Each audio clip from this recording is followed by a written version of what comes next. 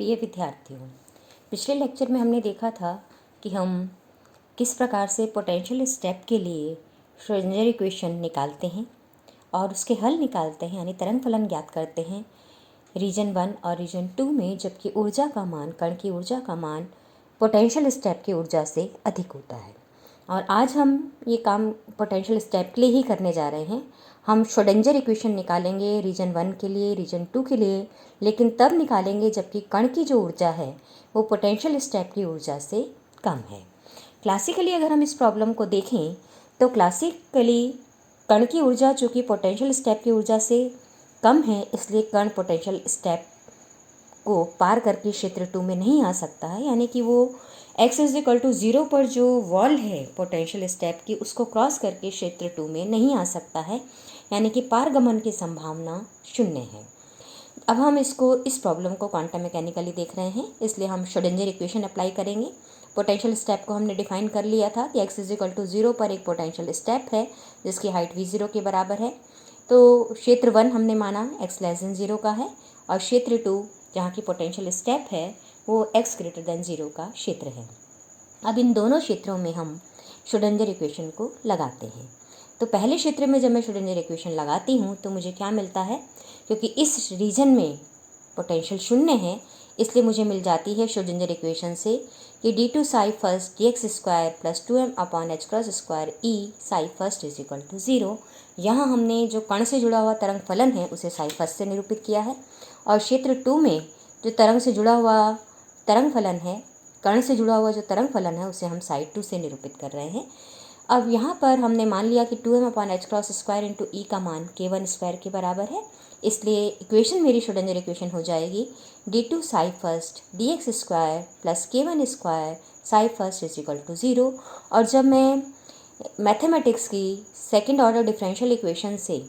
इसका हल निकालूंगी, सरल है ये एकदम, तो इससे हल निकालते हैं तो मुझे मिल जाता है psi first = a e⁻k1x + b e⁻−k1x। ये हमने हल जब हमने पार्टिकल के लिए सॉल्यूशन निकाला था, जब पार्टिकल 1 डायमेंशनल बॉक्स में था, तो भी हमने इस इक्वेशन को हल किया था। ये बिल्कुल हमने वैसे ही हल करके इसका मान निकाला है।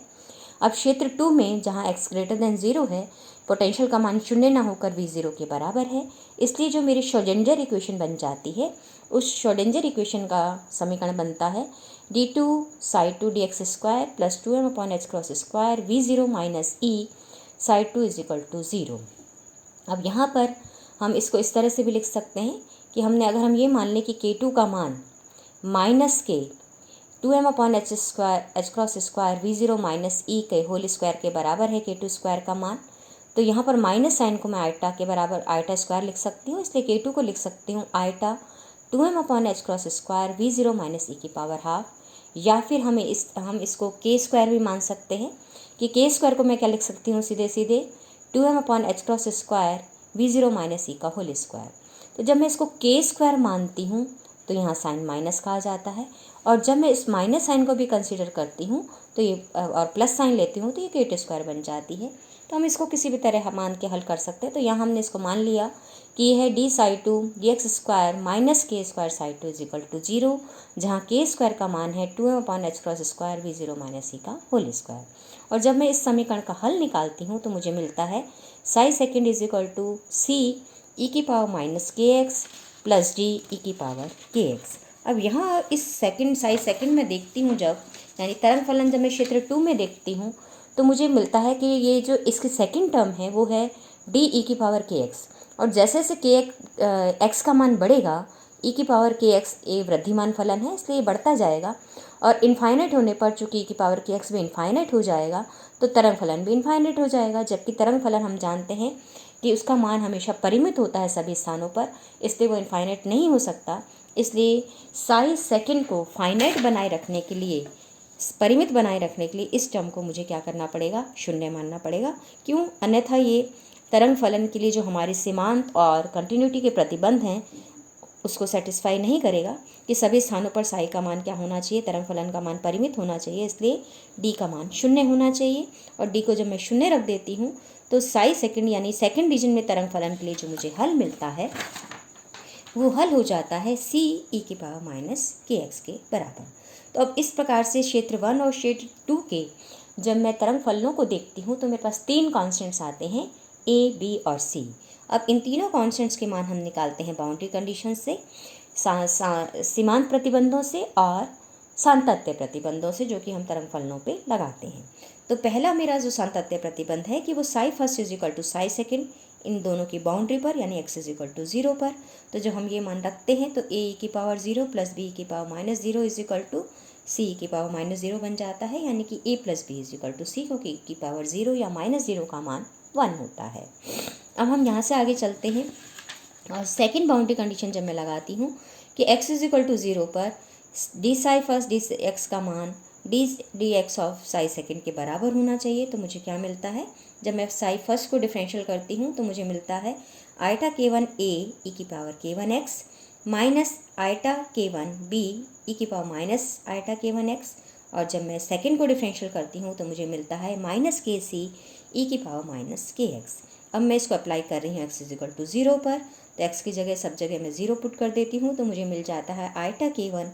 a minus b is equal to minus k c, या फिर a माइनस बी मुझे मिल जाता है माइनस के अपॉन आइटा k1 c के बराबर, या फिर या मैं कह सकती हूँ कि a माइनस बी बराबर eta k upon k1 into C, क्योंकि आइटा को ऊपर नीचे मैंने गुणा कर दिया है। तो यहाँ पर अब इन दोनों समीकरणों को जो मेरे पास a और b आई हैं दोनों बाउंड्री कंडीशन से, सांतत्य प्रतिबंधों से, उसको जब मैं रखती हूँ तो इन दोनों को जब मैं जोड़ती हूँ तो मुझे मिल जाता है 2a बराबर 1 plus eta k upon k1 into C, या फिर c का मान मुझे a के टर्म्स में मिल जाता है, यानी पारगमन का गुणांक का मान मुझे आपतित आयाम के रूप में मिलता है। वो किस प्रकार से मिलता है कि c is equal to 2k1 upon k1 plus eta k into a के बराबर। अब मैं समीकरण a में से b को घटा देती हूँ तो मुझे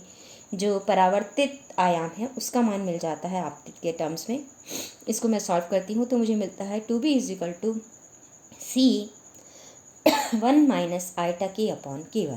तो यहाँ c का मान मैं रख देती हूँ, और c का मान जब मैं रख देती हूँ तो मुझे परावर्तित आयाम आपतित आयाम के रूप में मिल जाता है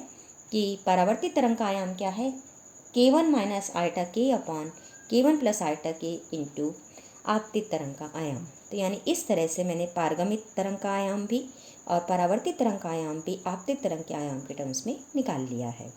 अब इन दोनों को,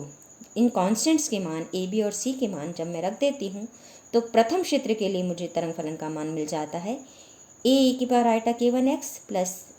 k1 minus eta k upon k1 plus eta k into A की power minus eta k1 x, यानी ये साई आपतित और ये साई परावर्तित के योगफल के बराबर है। अब दूसरे क्षेत्र में अगर मैं चलूँ तो दूसरे क्षेत्र के लिए मुझे मिल जाता है कि psi 2x is equal to 2k1 upon k1 plus eta k a की पावर माइनस के एक्स, और ये है पारगमित तरंग का आयाम। अब हम निकालते हैं आपतित और परावर्तित प्रायिकता धारा घनत्व को, जिसका मान मुझे मालूम है क्या होगा, वास्तविक पद होना चाहिए h cross upon eta m psi first star D psi first d x का। तो यहाँ पर हम साई फर्स्ट का स्टार निकालते हैं पहले, तो मुझे मिल जाता है ए स्टार ई की power minus eta k1 x plus B star E की पावर आइटा k1 x। अब साई फर्स्ट का मैं डिफरेंशियल करती हूँ तो मुझे मिल जाता है आइटा k1 ए ई की power eta k1 x minus b e की power minus eta k1 x। अब इसको मैंने सॉल्व कर दिया है, गुणा कर दिया है, तो ये 4 टर्म्स आई हैं, इसमें 2 ही टर्म्स रियल हैं, तो इसलिए मेरे पास जो प्रायिकता धारा घनत्व मुझे मिलता है वो हो जाता है H cross k upon M modulus A square minus modulus B square, यानी कि जे आपतित प्लस जे परावर्तित। यहाँ एच क्रॉस k को हमने p1 से भी दिखा रखा है। तो ये फर्स्ट टर्म जो मेरी है वो आपतित प्रायिकता धारा घनत्व को दिखाती है, और दूसरी टर्म मेरे पास परावर्तित धारा घनत्व को दिखाती है। अब हम परावर्तित प्रायिकता धारा घनत्व की अगर बात करें तो एक्चुअली वो क्या है, minus p1 upon b star b है। अब यहाँ बी स्टार बी को मैं अपने ए की टर्म्स में लाती हूँ, तो बी स्टार का जब मैं मान रखती हूँ तो ये मान बन जाता है कि k1 plus eta k upon k1 minus eta k, यहाँ आइटा वाले टर्म्स के हमने साइन बदले हैं, ए स्टार ए की पावर आइटा k1 x। अब b का मान मैं रखती हूँ तो k1 minus eta k upon k1 plus eta k e की power minus eta k1 x, और p1 का मान एच क्रॉस k1 रख दिया है अपॉन m है।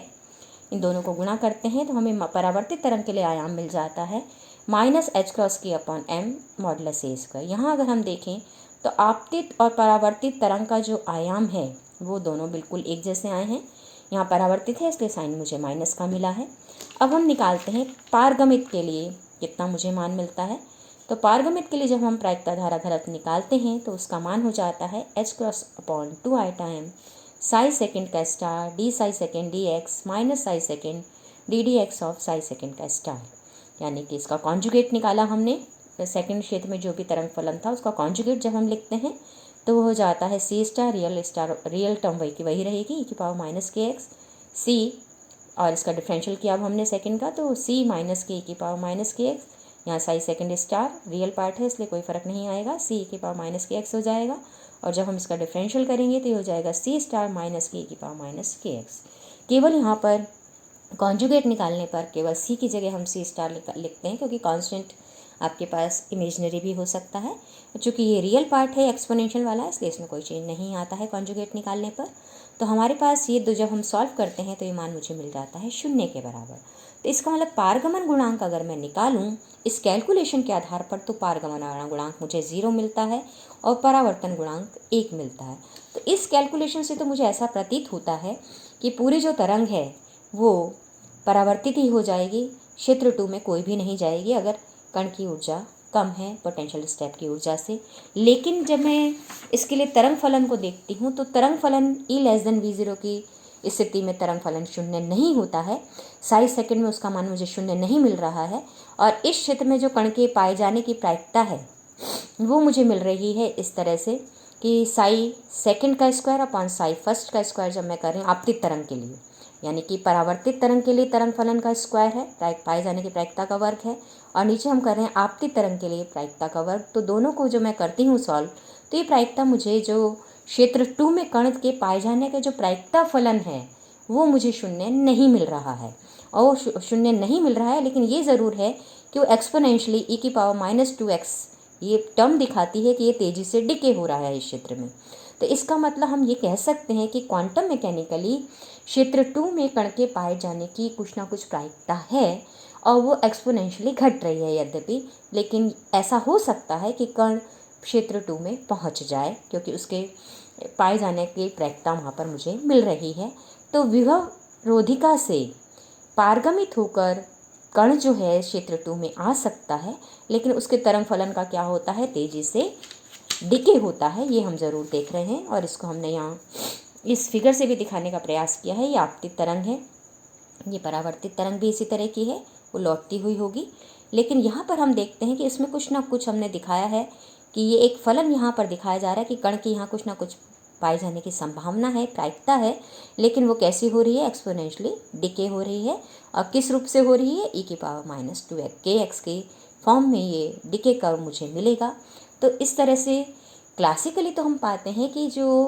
जब कण की ऊर्जा पोटेंशियल स्टेप की ऊर्जा से कम है तो उसके क्षेत्र 2 में यानी कि रोधिका को पार करके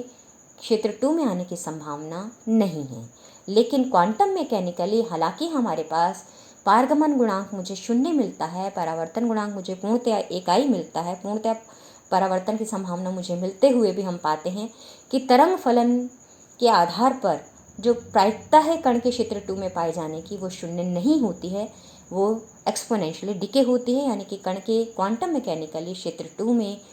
पाए जाने की संभावना बन जाती है, यद्यपि कण की ऊर्जा पोटेंशियल स्टेप की ऊर्जा से कम होती है। तो इस प्रकार से ये अंतर हम देख पाते हैं, और ये हम पहले ही देख चुके हैं कि एग्ज़ाम्स में इस तरह के क्वेश्चंस हमारे पास आए हुए हैं कि क्षेत्र 1 और क्षेत्र 2 में आपको पोटेंशियल स्टेप के लिए सॉल्व करना है जब कण की ऊर्जा